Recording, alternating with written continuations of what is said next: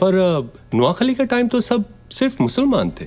আন্তর্জাতিক অঙ্গনে এবার নিজের মনশিয়ানা দেখাতে প্রস্তুত ঢাকাই সিনেমার জনপ্রিয় চিত্রনায়ক আরিফিন শুভ। মুক্তি পাচ্ছে তার বলিউডের প্রথম ওয়েব সিরিজ জাত সিটি। পোস্টার ও ট্রেলার প্রকাশের পর থেকেই দর্শকদের মাঝে দেখা গেছে ব্যাপক আগ্রহ।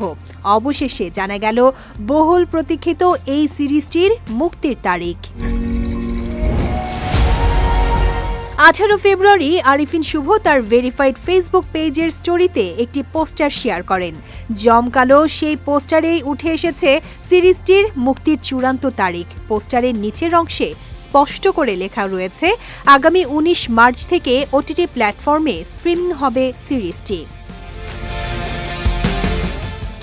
প্রকাশিত পোস্টারটিও যেন 70 দশকের এক জীবন্ত প্রতিচ্ছবি। পোস্টারের ঠিক মাঝখানে স্পটলাইটে দাঁড়িয়ে আছেন আরিফিন শুভ।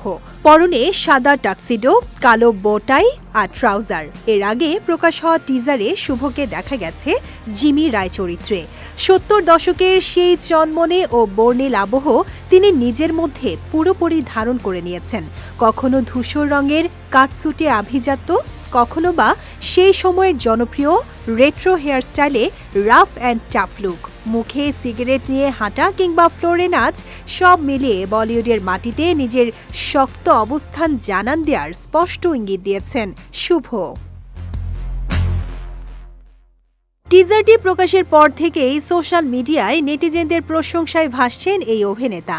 ভক্তদের মতে আরিফিন শুভ বলিউডে বড় ধরনের ঝড় তুলতে যাচ্ছেন।